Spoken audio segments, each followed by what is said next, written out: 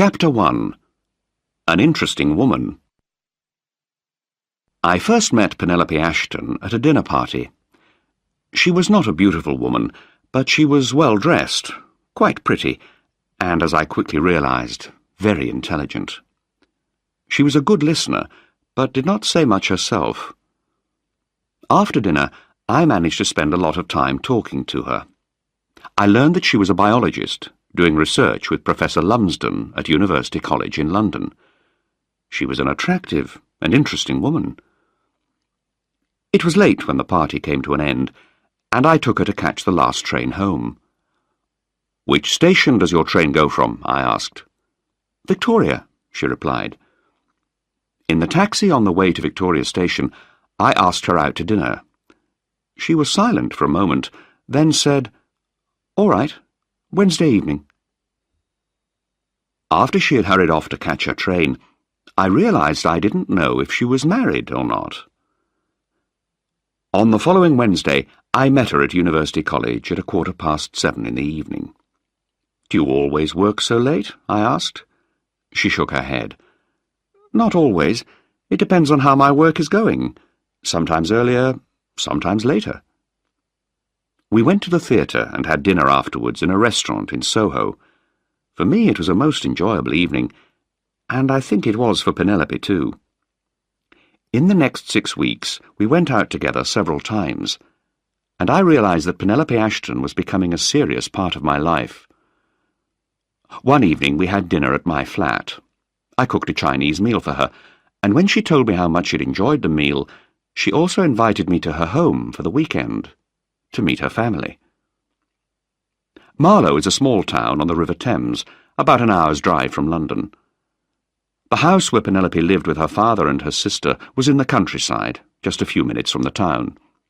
It was a large and beautiful house, the kind that you read about in the best magazines. It had a big, well-kept garden, tennis courts, and a swimming pool. Penelope's father, George Ashton, was in his mid-50s. His wife was dead, and he had not married again. He was tall, grey-haired, and very fit, as I discovered when he beat me at tennis.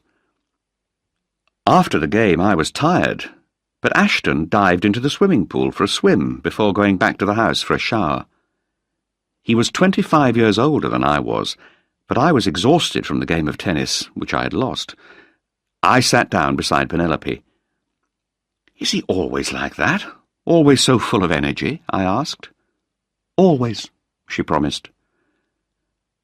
Her sister, Gillian, was not at all like Penelope.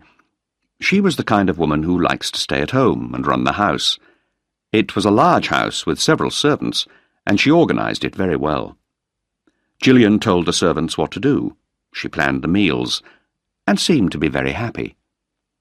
It was a friendly family, and I soon felt very comfortable with them, although I knew that I was there to be inspected. We had dinner, we talked, the girls went to bed, and George Ashton and I sat and talked for a long time. He told me about his 2 factories, which made special kinds of plastic materials. Then he asked me, very politely, how I earned my living. "I'm an economist," I answered. "I work in a company which studies economic problems and then helps other companies to do their business better. We don't work for big companies, but lots of smaller ones, like yours, find our advice useful." Ashton seemed happy with my answers, and the rest of the weekend passed quietly. On Sunday evening, as I was leaving, Ashton invited me to return the following weekend. I was happy to accept. I had enjoyed that first family weekend, and I had enjoyed their company. Ashton, the rich, fit, and independent businessman, Gillian, his home-loving daughter, and Penelope, the scientist with her own career outside the family. The only strange member of the group was Benson, Ashton's personal servant. He spoke with a gentle, educated accent, but his face looked as if he had had far too many fights when he was a young man. Chapter 2. Acid in the Eyes. Penelope was very busy the next week. She worked all Friday night, and when I met her at the laboratory on Saturday morning, she looked very tired. "I'm going to have to sleep this afternoon, Malcolm. It won't be much of a weekend for you, I'm afraid, but I'm sure my father will keep you busy. I'm sorry, but I'm just very, very tired. I was sorry too, because I was going to ask her to marry me that weekend. However, it wasn't the right moment to put the question, so I asked her what she'd been doing all night. Oh, we were doing a very difficult experiment, trying to transfer some dangerous genetic material. Is all this useful? I asked. Does it do any good, or is that a state secret? Oh, no secret, but it's useful all right. What we're doing is an important part of medical research into cancer, she replied. Once again, I spent an enjoyable weekend with the Ashtons. We swam, we played tennis, we talked. It sounds boring, but it was, for all of us, an important way to relax from the problems of the working week. On Sunday evening, Gillian went to church, and Penelope, her father, and I sat talking in the garden. It was a beautiful summer evening. Suddenly, we heard a scream. Then another. Ashton said sharply, "What the devil was that?"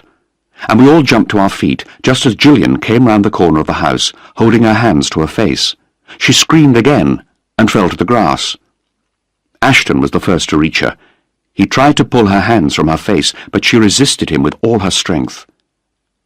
Penelope bent over Gillian, who was now lying on the grass. The screams had stopped, and a faint voice murmured, "My eyes! Oh, my eyes!" Penny put her finger to Gillian's face, and then put it to her nose. She turned to her father. "Quick! Take her into the kitchen, quickly!" She turned to me. "Ring for an ambulance. Tell them it's an acid burn." I ran to the telephone as Ashton lifted Gillian up and carried her to the kitchen. I dialed 999, and immediately a voice said, "Emergency services?" "Ambulance." I gave the address and telephone number. "It's a bad acid burn on the face," I said. "We'll be there as quickly as we can," said the voice. I went to the kitchen where Penelope was trying to clean Gillian's face. Gillian was still murmuring low cries of deep pain. I looked at Ashton. I have never seen such an expression of helpless anger on anyone's face. But there was nothing I could do there, so I went outside. Benson was looking at the ground near the gate. "I think someone parked his car here, sir, and waited for Miss Gillian. He must have thrown acid into her face when she walked into the garden. It looks as if he turned the car on the grass then and drove away." I looked at the marks on the grass. "I think you're right," I said. I ran back to the house, dialed 999 again, but this time, when the voice said emergency services, I replied, "Police, please. I want to report a criminal attack." The ambulance arrived very quickly and took Gillian and Penelope to hospital. Ashton followed them in his car, but before he went, I took him to one side. "I've sent for the police. They'll come while you're at the hospital, but don't worry about that. I'll stay here until you come back." He seemed not to understand at first, and looked at me as if he did not even know me.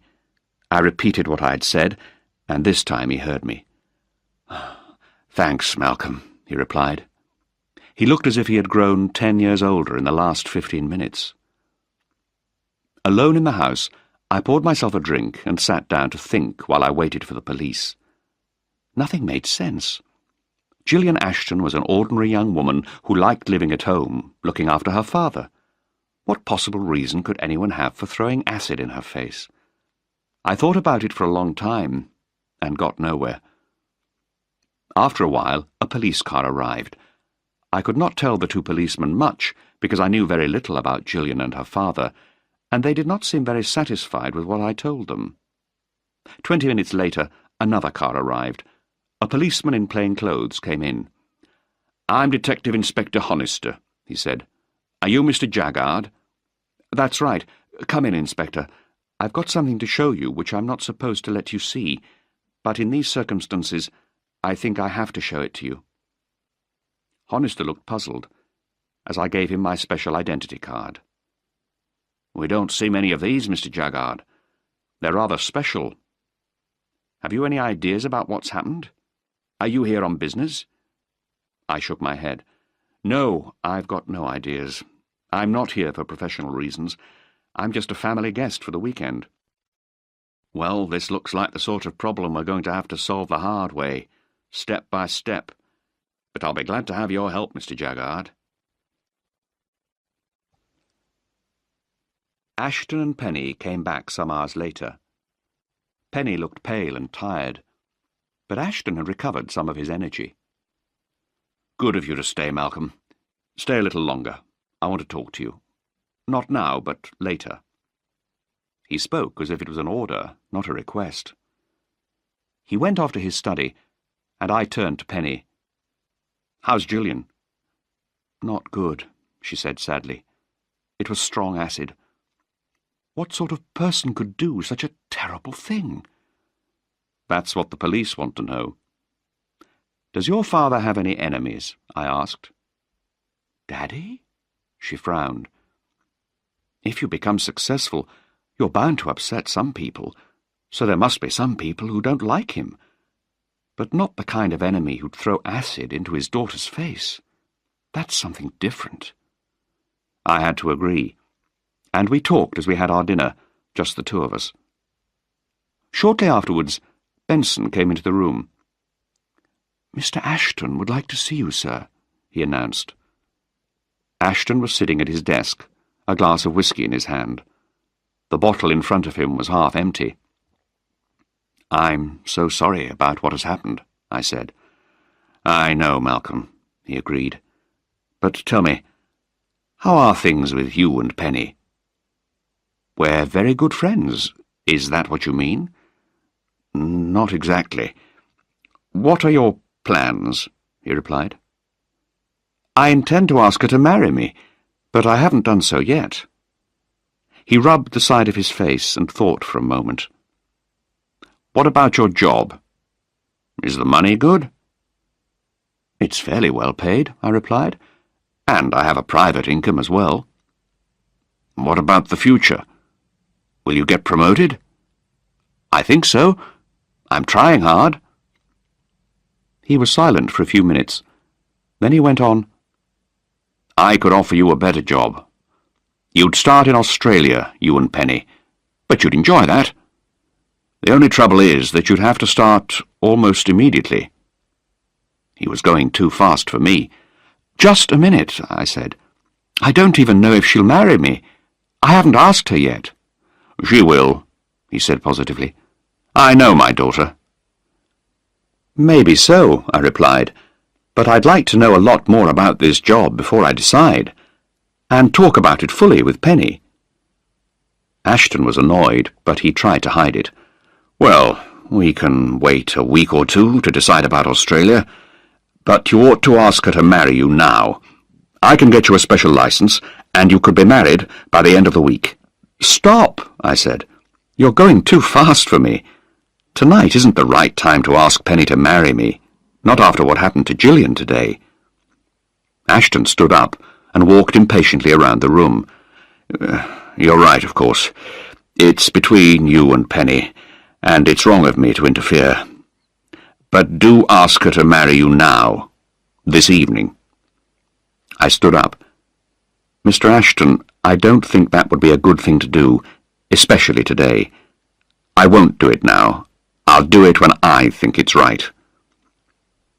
I left his study immediately. I did not understand why it was suddenly so important for Penny and me to marry so quickly. There was something wrong, and I had no idea what it was. Penelope was telephoning when I entered the hall. "I've been talking to the doctors at the hospital," she said. "They say Gillian's resting more comfortably now." "Good, I'm glad about that. Look, I'll come back tomorrow. Perhaps we can both go to visit her and see how she feels." Chapter 3. The Mysterious George Ashton. When I walked into the office on Monday morning, there was a message on my desk. My boss, Harrison, wanted to see me immediately. "You told a policeman at the weekend who you were," he accused me. "Why? Your job is supposed to be secret." "I was at a house party, and something horrible happened. Acid was thrown in a girl's face. The police were beginning to look at me suspiciously, so I had to tell them who I was. They would have wasted a lot of time on me if I hadn't. We're supposed to cooperate with the police, aren't we? Was it really necessary to tell the police about yourself? He asked. In my opinion, I had no choice. Damn it, I wanted to help the police. I walked out of his office and went back to my own, feeling very angry. Larry Godwin was there. We shared an office and were good friends. He also knew a great deal about factories and businesses in Britain. Do you know anything about a man called Ashton? I asked him. He runs a factory in Slough.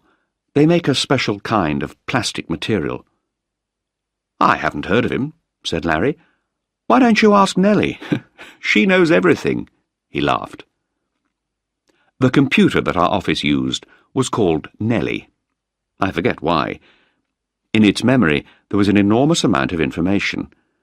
I sat down in front of the screen, pushed a couple of buttons, and the words "Identify yourself" appeared on the screen.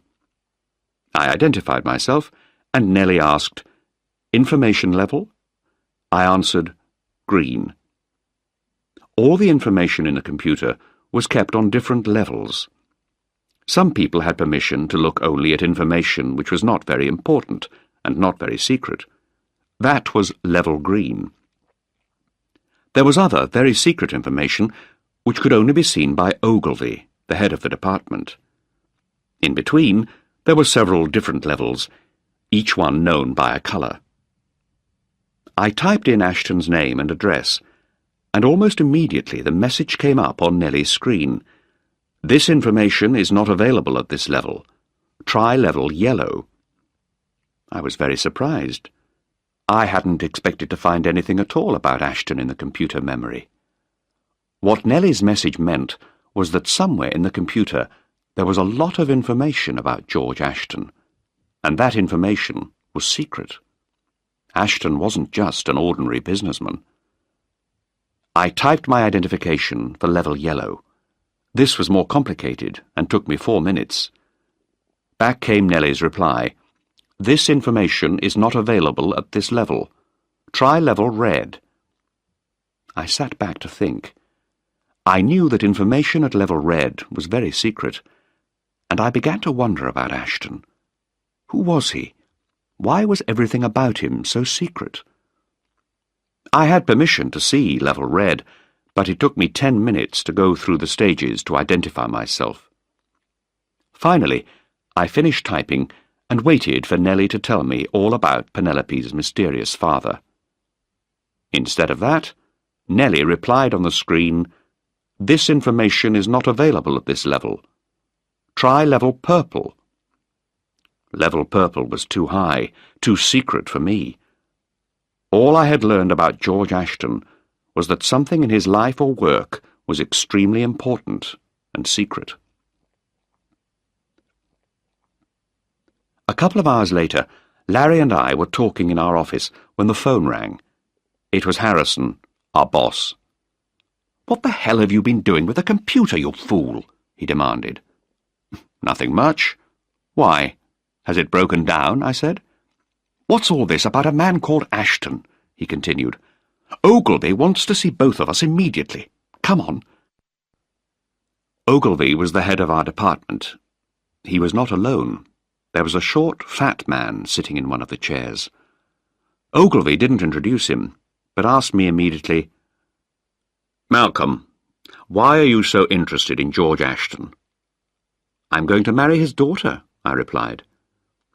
This statement produced a very surprising response. For a minute, everybody stared at me in shocked silence. Then the fat man said, "Why did you think information about Ashton might be in the computer?" "No reason," I replied. "I didn't know anything about him, and someone suggested, just as a joke, that I should look in the computer. I didn't expect to find even his name there. But something strange happened over the weekend, and I wanted to find out more about him." "What happened?" "Someone threw acid into his daughter's face, and—" "The face of the girl you intend to marry?" interrupted the nameless man. "No, the younger girl, Gillian. Later on, Ashton behaved strangely. "I'm not surprised," said Ogilvy. He turned to Mr. Nameless. "Do you think this is serious?" "It could be very serious, but I think we're lucky. We already have an inside man, someone in the family." Mr. Nameless pointed his cigarette at me. "Now wait a minute," I said. "I don't know what this is all about, but Ashton is going to be my father-in-law. I'm going to be a member of his family. You surely aren't going to ask me to spy on him?" "We're not asking you," said Mr. Nameless calmly. "We're telling you what to do." "Forget it. I'm not going to be a spy in my own family."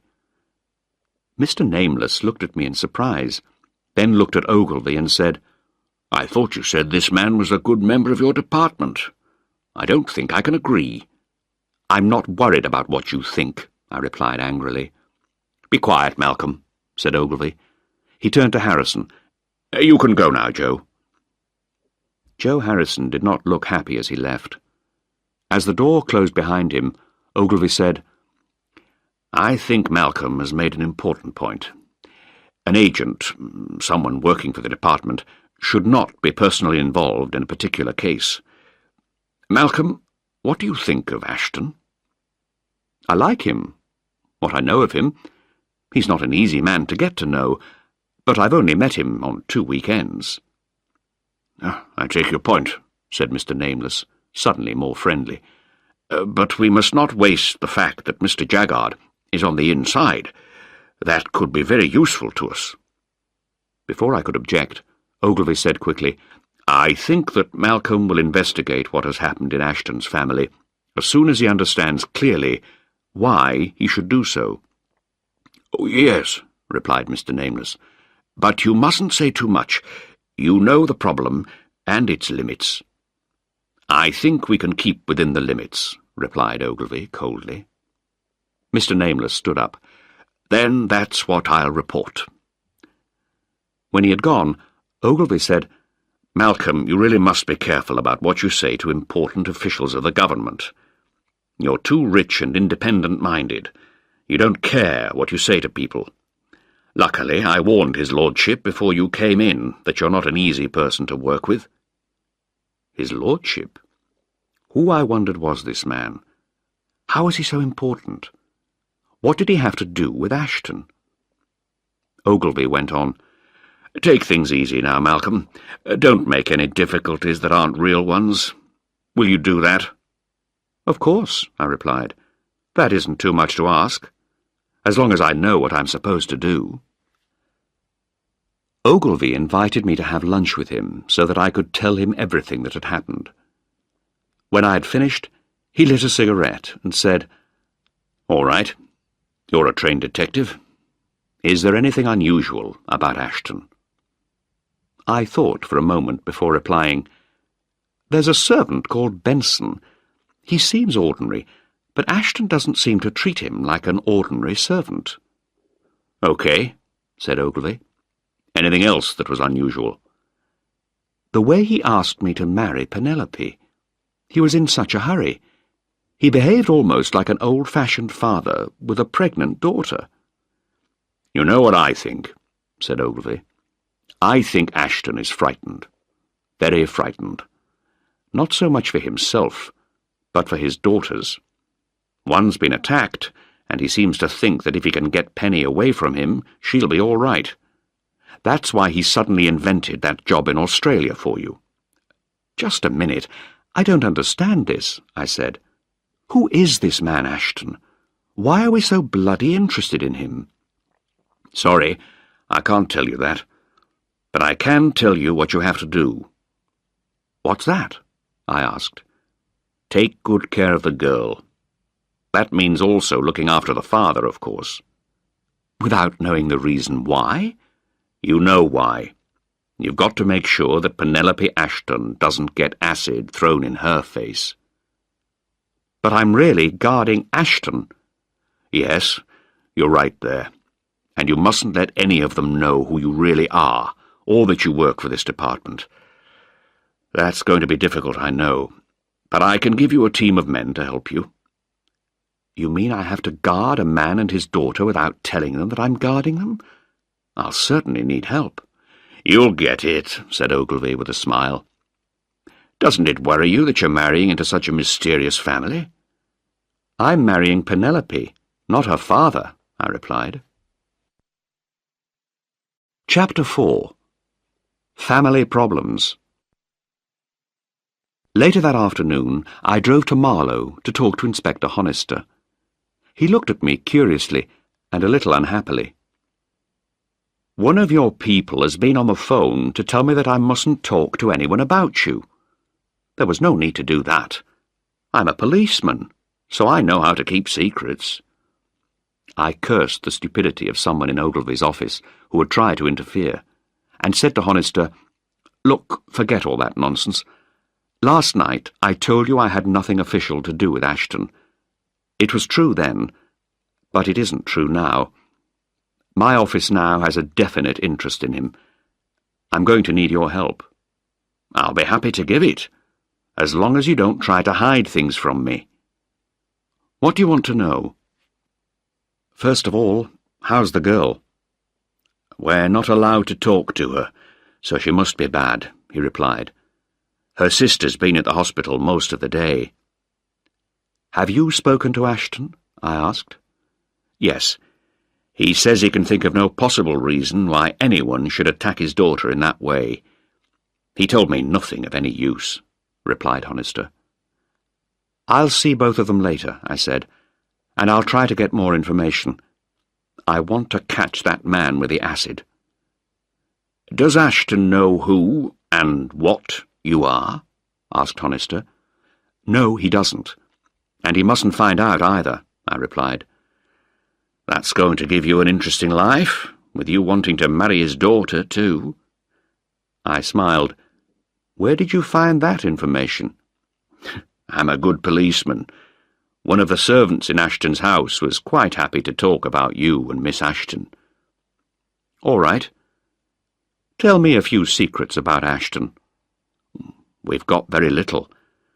Some time ago, one of our policemen talked to him about safety and how to protect his house against burglars. A waste of time. Ashton's house was already almost as well protected as the Bank of England." That was interesting to know. What did Ashton have that was so valuable? Honister went on, "Don't forget, it wasn't George Ashton who was attacked. It was Gillian Ashton. An acid attack on a woman always makes me wonder about another woman. Could it be a jealous wife getting her revenge on Gillian?" "I've thought of that too. Penny says it's impossible. Gillian isn't that kind of woman." "She may be right, but you never know. It's one of the possibilities I've got to try to find out about," said Honister. "Of course, but I don't think it'll lead you to the man who threw the acid." "You could be right," he replied. "Somehow I don't think we're going to find this man easily." "I'm going to talk to Penelope and her father," I said. "Shall I meet you later on and tell you what I've learned?" "Yes, I'd like that. I'll be in the bar of the Coach and Horses between 9 and 10 o'clock. See you then." When I arrived at Ashton's house, the gates were closed, and I had to ask a guard to let me in. Neither Ashton nor Penelope was at home, but Benson told me that Penelope had telephoned to say that she would be home quite soon. "This is a very bad business, sir. Very bad." "How does Mr. Ashton seem after the attack?" I asked him. "He's upset, of course, sir. Very upset.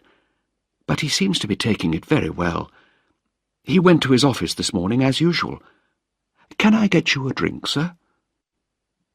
It was clear that Benson did not want me to ask him too many questions about Ashton, so I asked him to bring me a whiskey. He did so, and left the room. Penelope arrived before I'd finished my drink. She looked very tired and pale. "Oh, Malcolm," she cried, "how good to see you." "How's Gillian?" I asked. "A little better, I think. She's getting over the shock." "I'm very glad to hear it. I talked with Inspector Honister, the policeman in charge of the case. He'd like to talk to Gillian as soon as possible.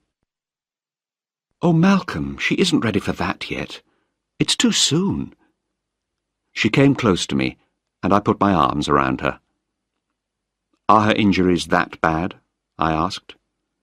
She put her head on my chest for a moment and said, You don't realize how bad this sort of thing is for a woman. Women care much more about their appearance than men. Gillian's got to get over 2 bad shocks, a psychological shock as well as a physical one. Yes, I can understand that, but Honister needs to know anything that Gillian can tell him.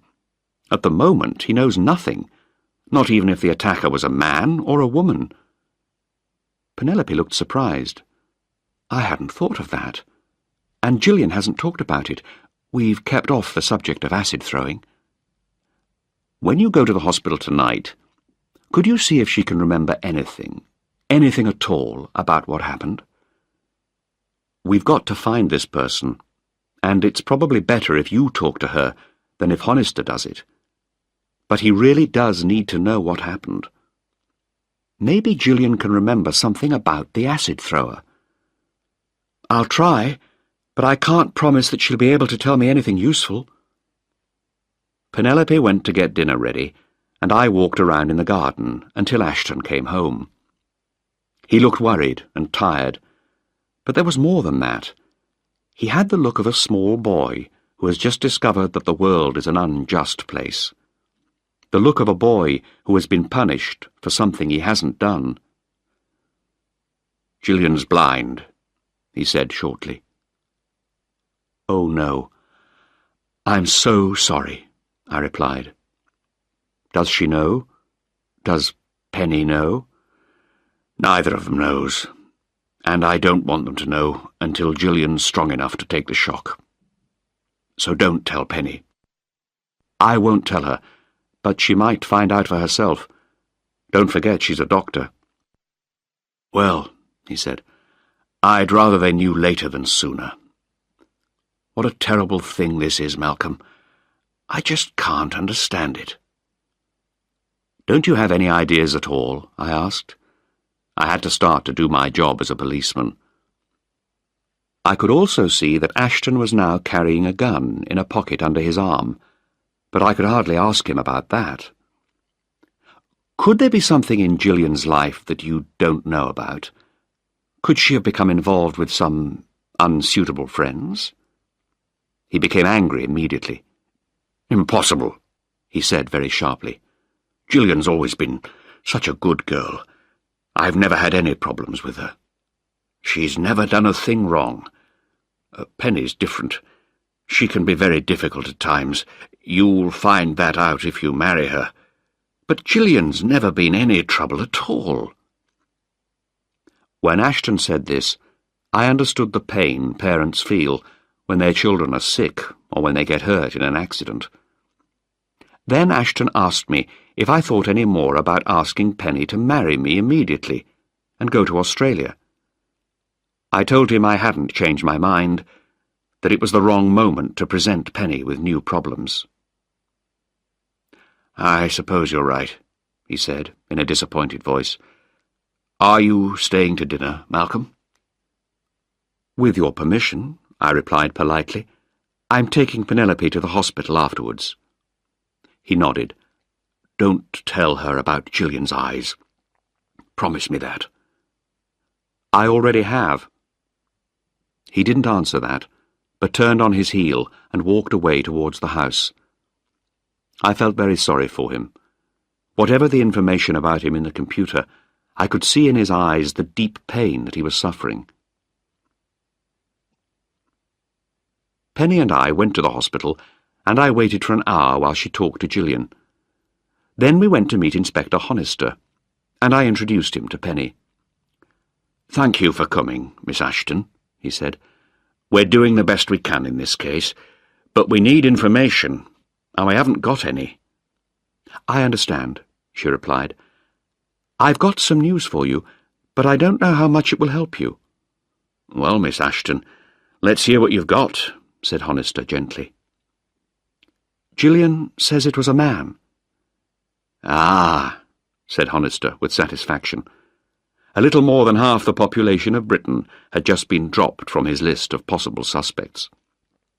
What sort of man? Young? Old? Anything you can tell me will be of value. He led Penelope through Gillian's story several times, and each time managed to get a little more helpful information. Gillian had walked back from church and had seen a car parked near the entrance to the drive leading to the house. Someone was bending over the car, looking at the engine. She thought the car had broken down and went over to offer to help. As she came up to him, the man turned and smiled at her. She had never seen him before. She was just about to speak to him when he threw the acid into her face. He didn't speak at all, but she could remember that he was about 40, with pale skin. She couldn't really say anything more about him. After Honister had left us, Penny and I talked a bit more about what we had learned. Then we fell silent. "What are you thinking about?" asked Penny after a few minutes. Automatically I said what was in my mind.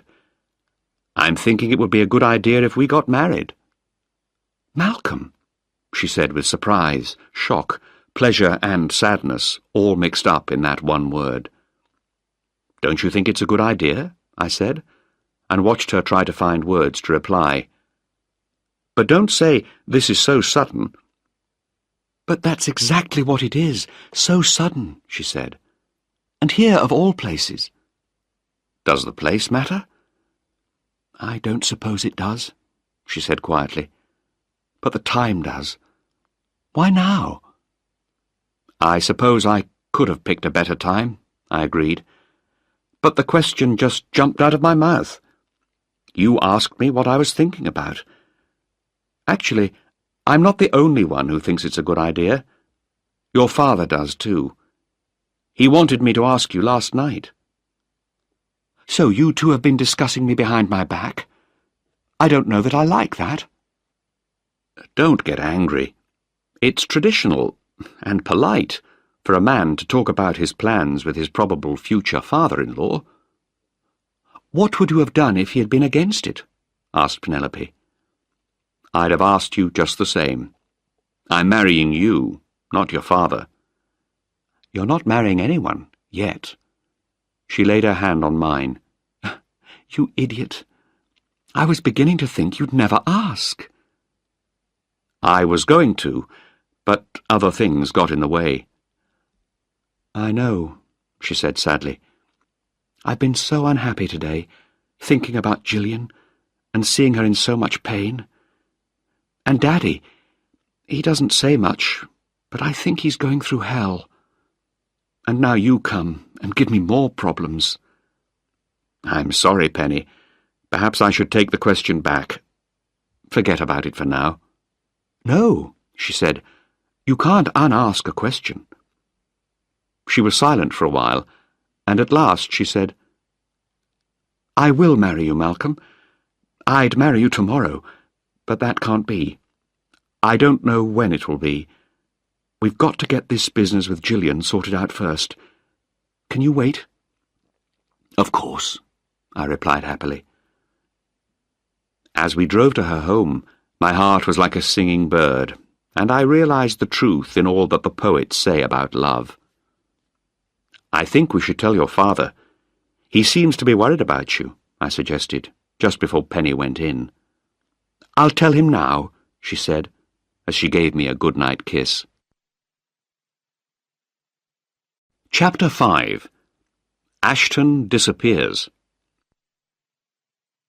Ogilvy wanted me to protect Ashton and his family, so early next morning I was in the office making my plans. I went to Ogilvy and told him that the first thing I needed was a list of all the people Ashton was in contact with. Ogilvy smiled and pushed some papers across the desk. "It's all there, ready for you." In return, I gave him my list. "That's what I need," I said. He looked carefully at what I'd written. "What's this? 6 men? 6 cars? Radio telephones?" He stopped. Who do you think we are? The CIA? Why do you need all these? I have to watch 3, perhaps 4 people, 24 hours a day. He stopped me. Which 3 or 4 people? First Ashton and Penny Ashton, then Gillian Ashton, and Benson. Why Benson?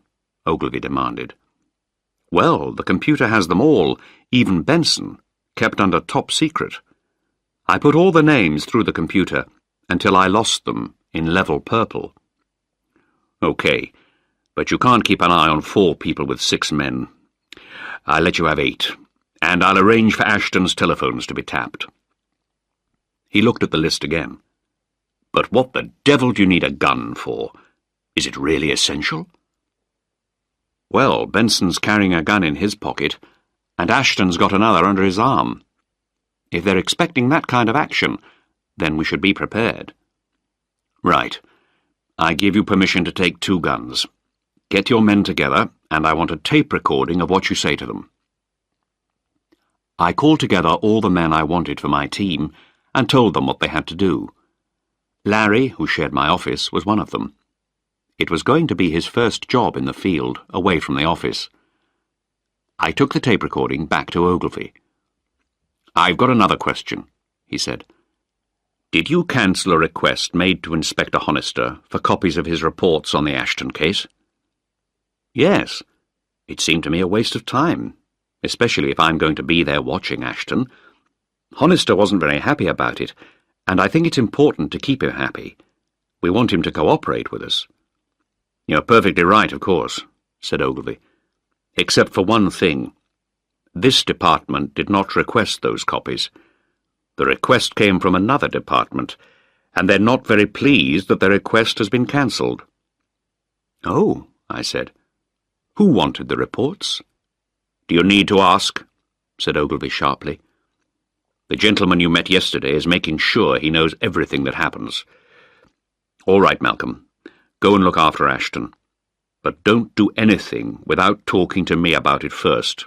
Is that agreed? Yes, I'll do that, sir. And I left his office. Driving back to Marlow, I explained to Larry Godwin more about what had happened. I told him that information about Ashton was locked up in level purple in the computer, and that I didn't have permission to see it. Larry was both angry and amazed. "It's so stupid," he interrupted. "You mean Ogilvy won't tell you what this business is all about?" I don't think he's allowed to tell me anything. There was a top man from the government in his office when he spoke to me, obviously a man with a lot of power. "You mean Krieger?" he said. I glanced quickly at him. Who? "Lord Krieger. Short, fat man. I saw him coming out of Ogilvy's office when you were there yesterday. He got divorced last week. His picture was in the newspaper." "Do you know anything more about him?" I asked. "Not a thing."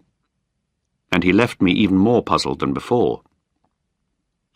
When we arrived at the hospital, we met Inspector Honister in the car park. He looked a bit more cheerful than the day before. "We're making progress. I think we know the make of the car. A witness saw a dark blue Ford Cortina parked near Ashton's house on Saturday afternoon. I'm beginning to think we might find this man. I hope Gillian Ashton will be able to identify him when we get him."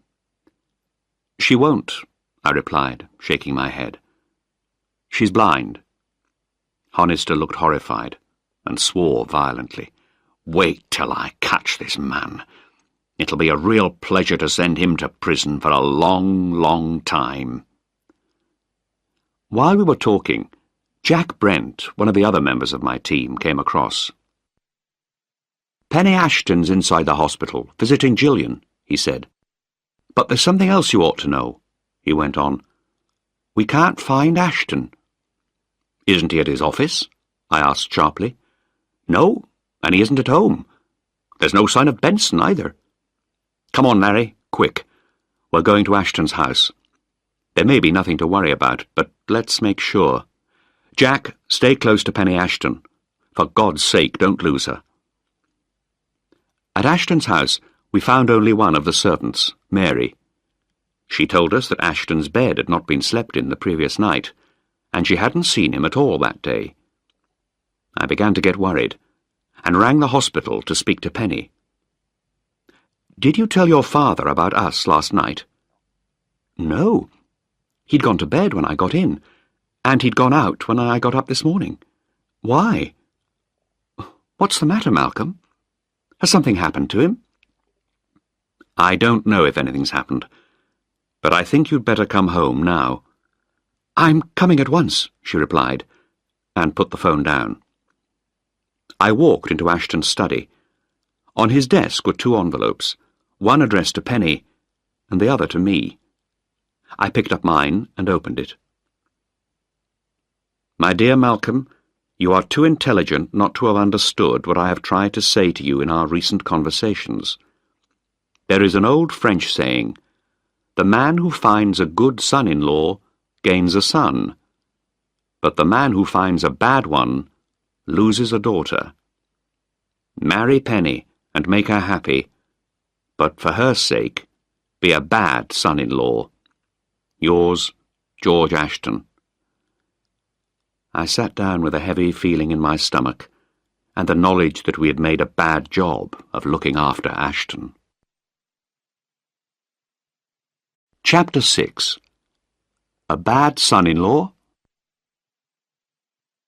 I rang Ogilvy and told him that Ashton and Benson had disappeared, and I read him Ashton's letter. "A bad son-in-law," said Ogilvy. "What the hell does he mean?"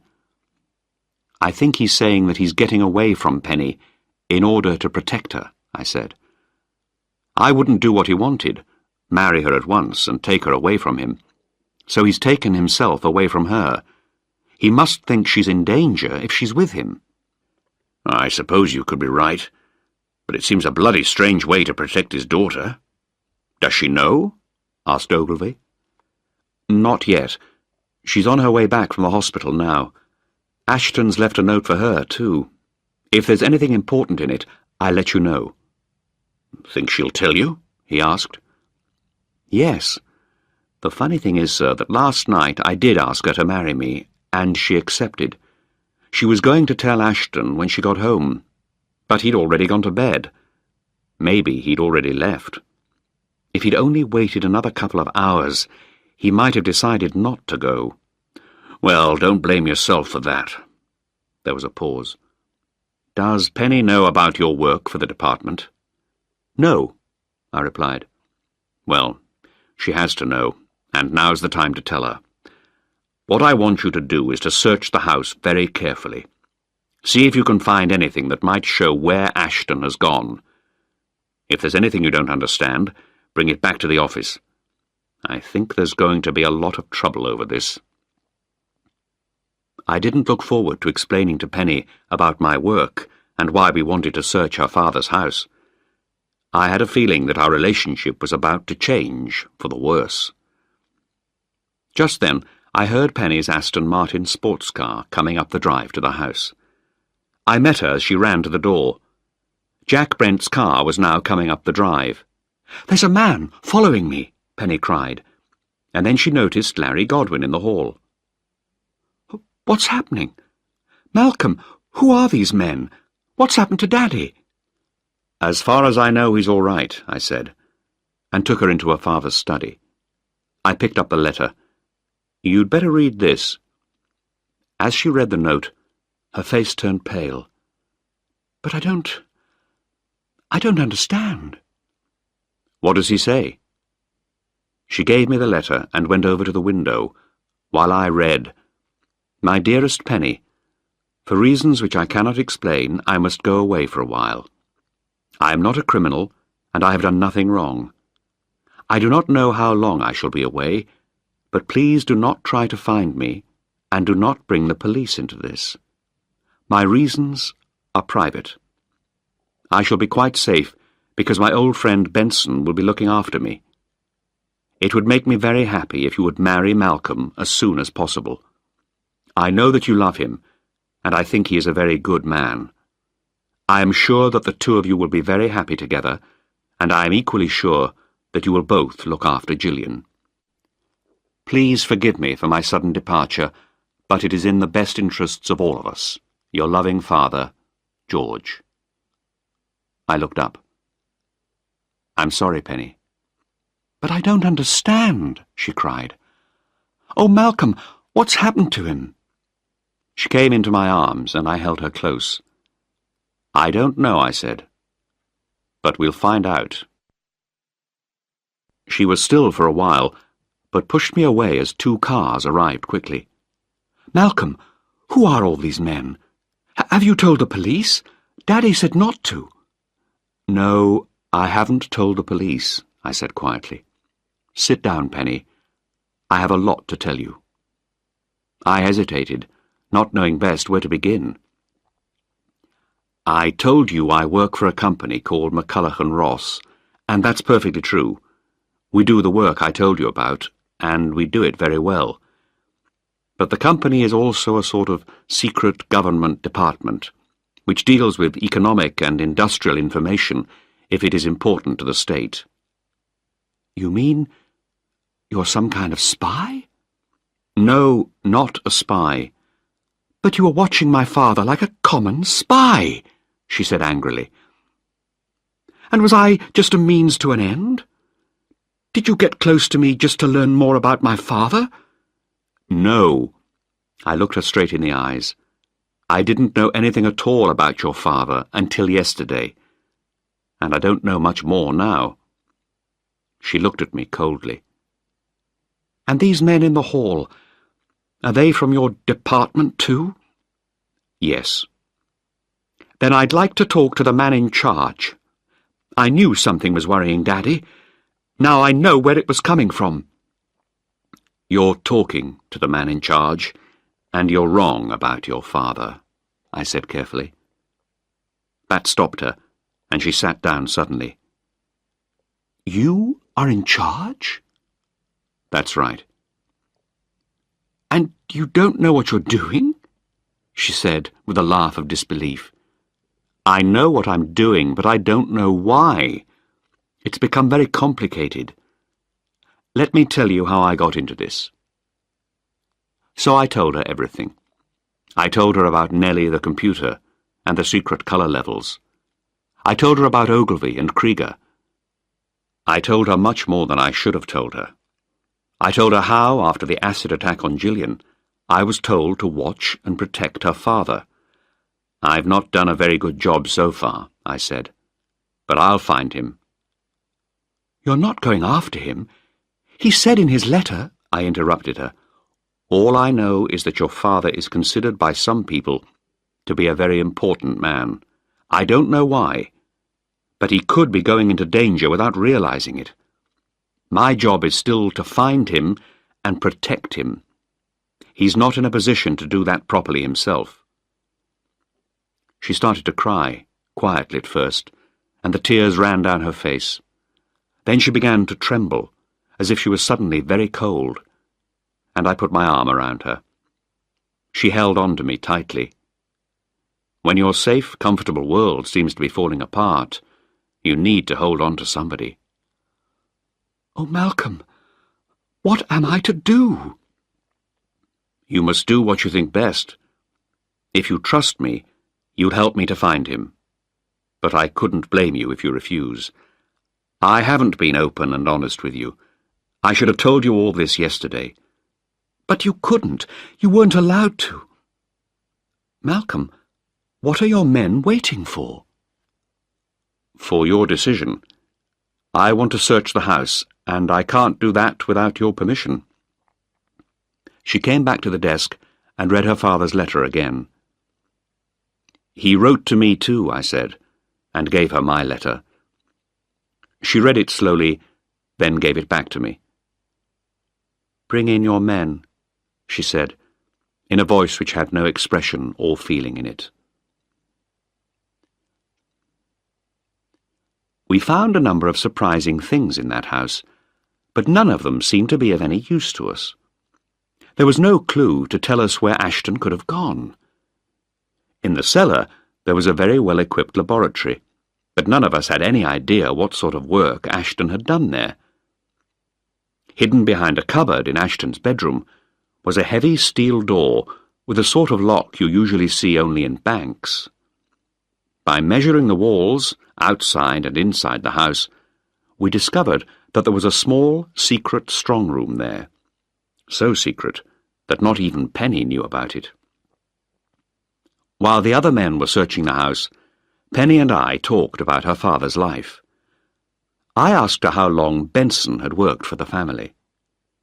"He's been with us since before I was born," she replied.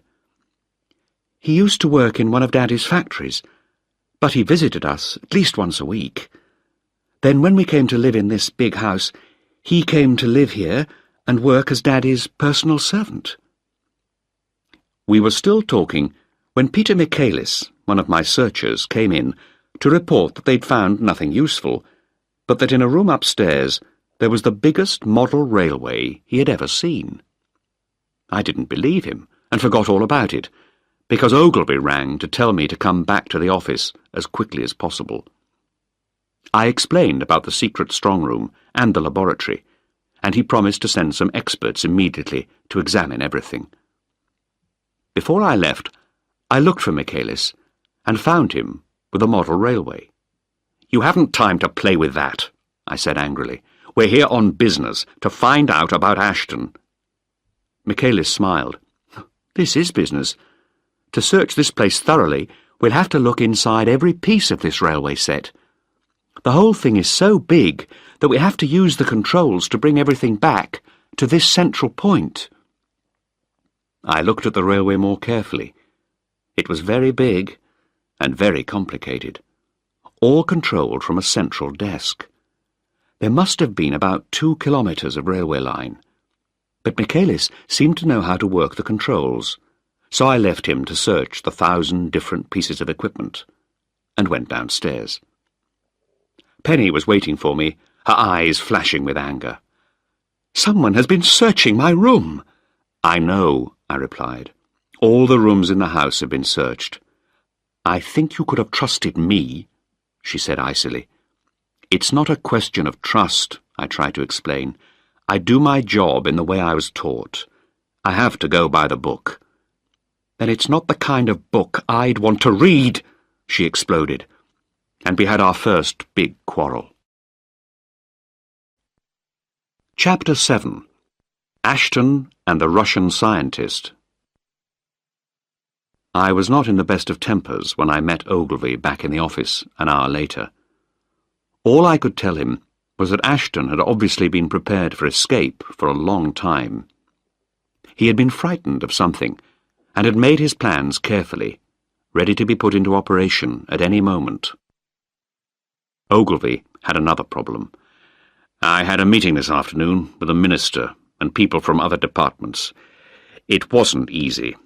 There are other people who don't want our department to be in charge of Ashton's case." "Lord Krieger, for example?" I asked. "How did you recognize him?" "He gets his photograph in the papers," I replied. "Well, his interest in Ashton goes back a long time. Before this department started, Ashton was dealt with by Krieger's department. Krieger badly wants to take Ashton's case away from us. However, today the minister decided that Ashton was still our case, and so it's still our job to find him. That means it's your job, Malcolm." "I need permission to see level purple in the computer." "Not possible." "Don't be stupid," I replied angrily. "How can I look for a man if I don't know anything about him? Either I get to see level purple tomorrow, or I resign." "You're always in too much of a hurry, Malcolm. To begin with, I couldn't get permission for you to see level purple by tomorrow. And in any case, Ashton isn't in level purple. He's in level black, and you couldn't get permission to see level black in less than 3 months. "That's it, then," I said. "I'd better go along to my office and type my resignation." "Don't be a young fool," Ogilvy said sharply. He thought for a long minute, drumming his fingers on the desk. Suddenly, he said, "I've made up my mind. But if anyone ever knows of this, I could lose my job. Wait here." He went through a door at the back of his office, was away for several minutes, and then returned. "Come in here." I followed him into a small room where there was a computer screen. "I've opened Level Black for you," he said. "You must read about Ashton and only Ashton. There are other things in Level Black which are better for you not to know." "You have my word." He nodded and left, closing the door behind him. I looked at the computer screen. On it was a message: "No written notes to be made of anything in Level Black." I sighed and started to read about George Ashton's life, which had been a very full one. Alexander Chelyuskin was born near Novgorod in Russia in 1919. At the age of 12, he was such a good student that he was sent to a special school in Moscow, where he made excellent progress, especially in mathematics. In 1936, he came under the influence of Peter Kapitsa, a brilliant Russian physicist who had studied for some years in England. Kapitsa changed the direction of Chelyuskin's studies from mathematics to physics, and Chelyuskin later played an important part in improving the quality of Russian weapons in the war of 1939–45.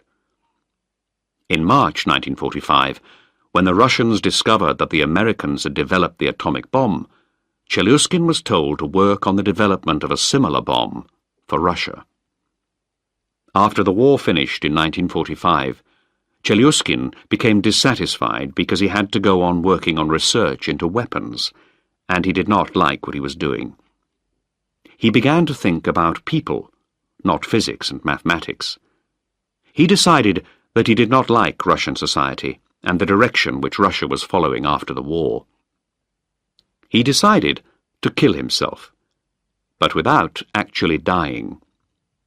He made a careful and complicated plan, and 3 months later it was reported that he had died in a fire.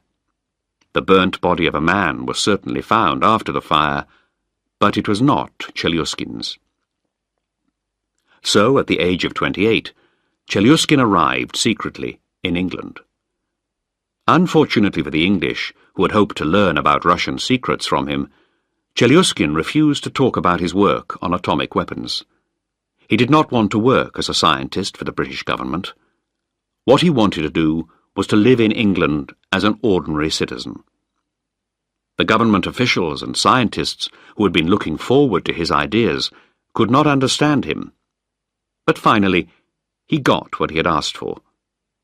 He did almost exactly the same as he had done in Russia. He took another man's identity, this time an English soldier who had died in a traffic accident. Chelyuskin was taught to speak English, and when he finally took the place of the George Ashton who had died, he was able to live successfully as a member of English society. It was a strange new world for George Ashton. At first, he took a job in a shop, but this quickly bored him.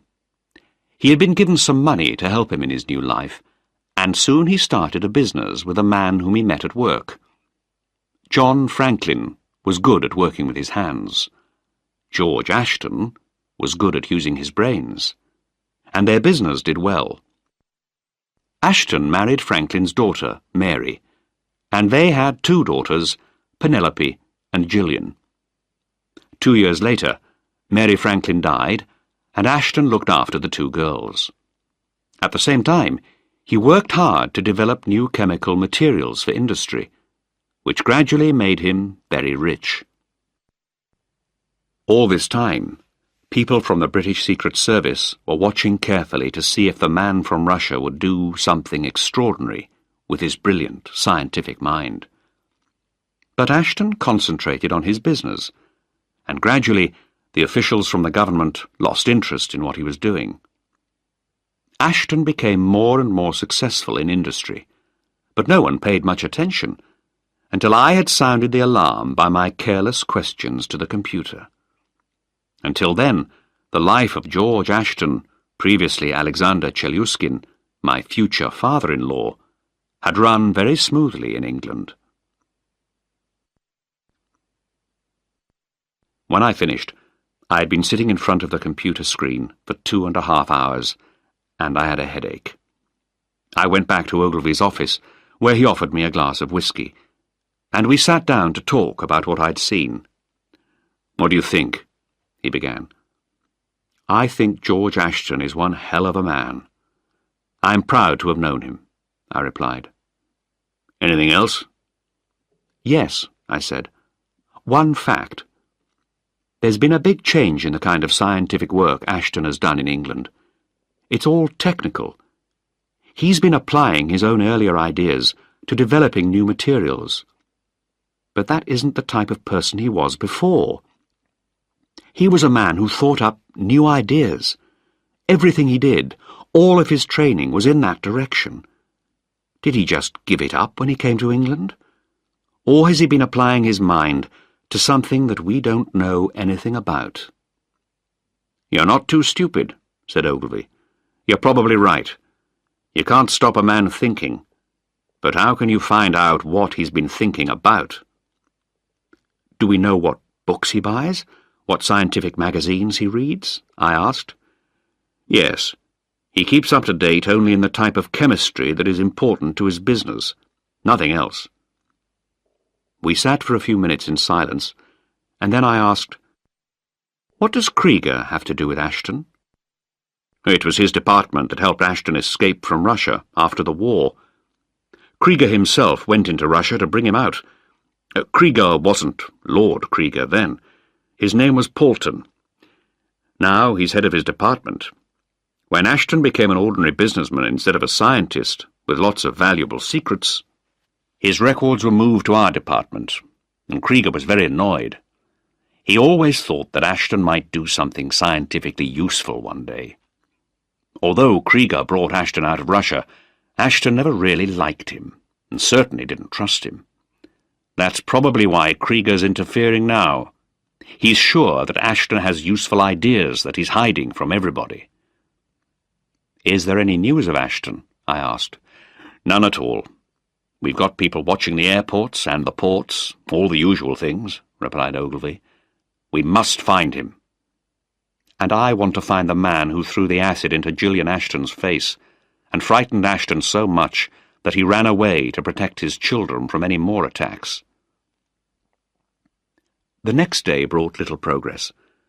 Penny wouldn't speak to me after our quarrel about the search of her room, and nobody had seen Ashton or Benson at any of the airports or seaports.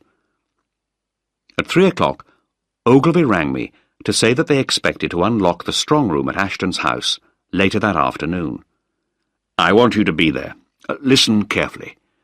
When the door is finally opened, only you and the man working on the lock will be present.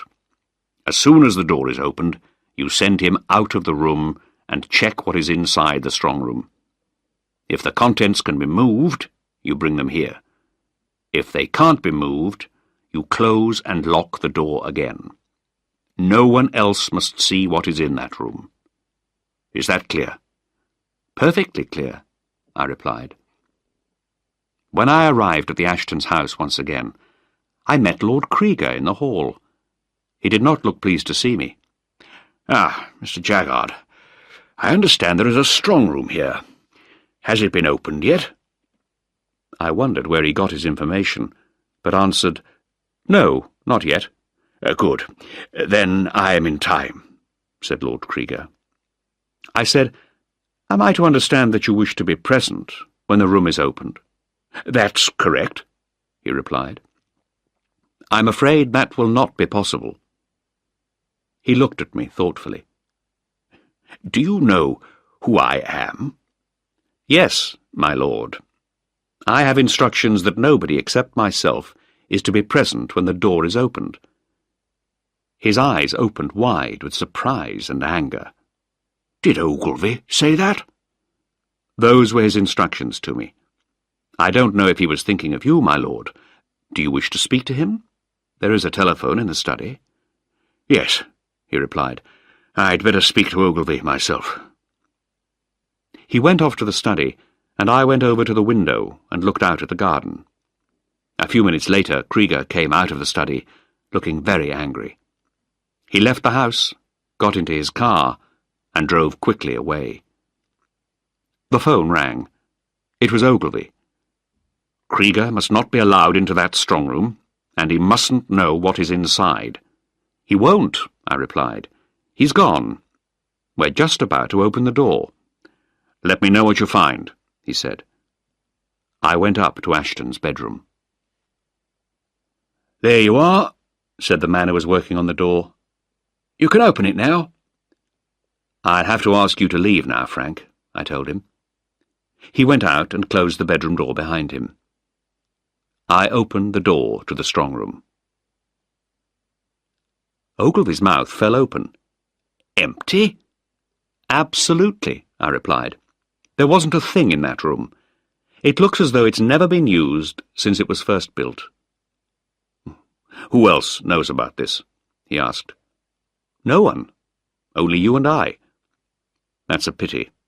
Krieger will never believe me when I tell him. Perhaps I should have let him stay with you. I didn't care what Krieger believed or did not believe, but Ogilvy warned me to be careful. Krieger is a bad man to have as an enemy. He didn't like the way you treated him today. He didn't show it. He seemed pleasant enough, I replied. That's his way, said Ogilvy. Always polite and pleasant. But don't trust him. Chapter 8. The Man Who Threw the Acid. After that, nothing happened for a while. The search for Ashton and Benson continued, but with no success. The day after we opened the strong room, I rang Penny. "Is this to tell me you found Daddy?" she asked. "No, I've got no news about him. I'm sorry." "Then I don't think we've much to talk about, Malcolm," she said, and rang off. Gillian was still in hospital, and I went to visit her. The doctors said there was a chance that she might recover some of the sight of her left eye, but she would never see with her right eye again. When I talked with Gillian, she wanted to know what had gone wrong between Penny and me. "Nothing," I said lightly. "Did she say there was anything wrong?" "No, but she stopped talking about you, and when I asked, she said she hadn't seen you." "We've both been very busy," I said. I changed the subject, and we talked about other things. Afterwards, I spoke to Peter Michaelis, who was the member of my team with the job of protecting her. He found the job boring, but told me he tried to help Gillian by reading to her every afternoon. He was a kind man, and he and Gillian had become quite friendly. When we talked about Ashton, Michaelis said that the most interesting thing he had seen in the house had been the model railway, by far the largest he had ever seen. "He's got copies of all the old railway timetables, and the system runs to time. It's very complicated, so he's got a computer, and he's managed to program the whole timetable on it. It's wonderful. The whole thing works automatically." That sounded like Ashton. Find the most efficient way to do something. However, his railway system was not helping me to find him, so I left Michaelis and went back to London. 2 weeks after Ashton had disappeared, Honister rang me. "We've got a suspect, a man in London. He hired a car for the weekend when Miss Ashton was attacked. The owner of the car hire firm told one of our men that acid had been spilt on the back seat." "What's the man's name? Has he said anything yet?" I demanded. "His name's Maybury. One of the men from Scotland Yard is going to see him this evening. He's an Inspector Crammond." "I'll ring him at once. I want to be there to make sure they aren't too bloody soft with him." I met Crammond that evening, and we went to Finsbury in North London, where Maybury lived in a small flat. "He doesn't sound like a violent man," said Crammond. "The woman who owns the house describes him as very quiet, always reading, and he goes to church twice on Sundays." I felt disappointed. This sounded less and less like our man. We went up to the flat and knocked on the door. A man in his 40s with a pale, unhealthy skin opened the door. "Mr. Peter Maybury," said Crammond. "Yes," came the reply. "We're police officers," said Crammond pleasantly. We think you can help us. Can we come in?" "I suppose so. How can I help you?" he asked coldly. It wasn't a very luxurious flat. The furniture was either old or cheap, but it was clean and tidy. On one wall there was a shelf with 40 or 50 books on it. I looked at them. Some were about religion, some were about the protection of the world from scientific progress. Others were ordinary stories. Crammond started by asking to see Maybury's driving license. "I don't have a car," replied Maybury. "That wasn't what I asked," said Crammond. "Can I see your license, please?" Maybury took his license out of his jacket pocket and handed it over. Crammond examined it carefully and passed it to me. "When did you last drive a car, Mr. Maybury?" asked Crammond.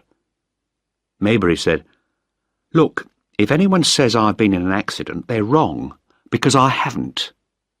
He seemed nervous. "Do you ever hire a car?" continued Crammond. "I have done." "Recently?" "No, not for some months," replied Maybury. "Supposing I said that you hired a car in Slough 2 weekends ago, what would you say?" asked Crammond.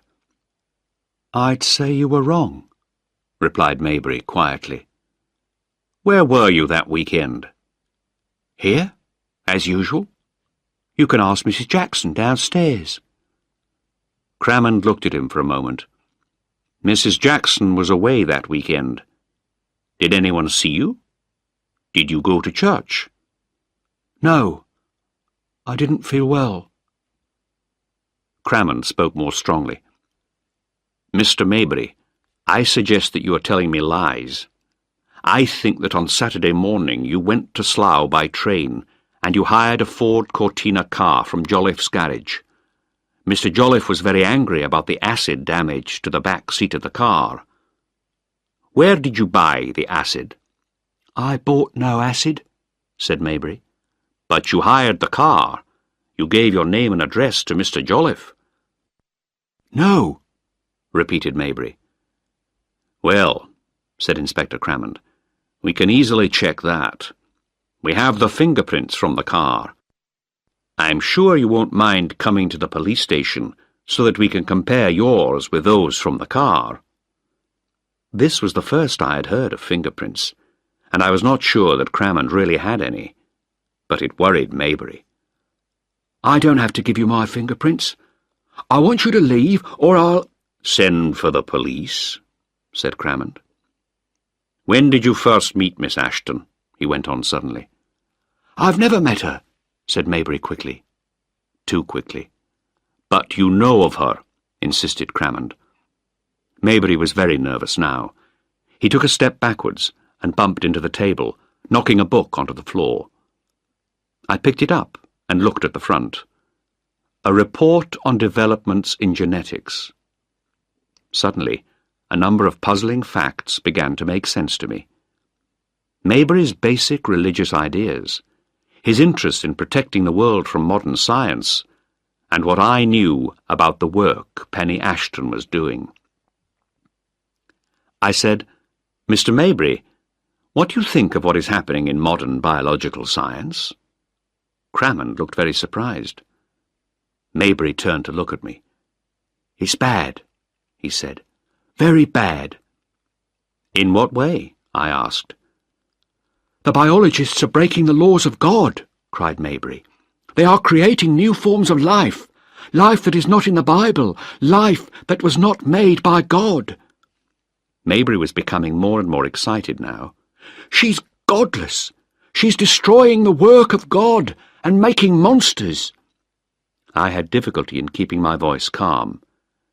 "I suppose that by she you mean Dr. Penelope Ashton." Crammond looked very puzzled by now. The change of direction in the conversation had left him behind. Maybury, now in a state of extreme nervous excitement, said thoughtlessly, "Among others."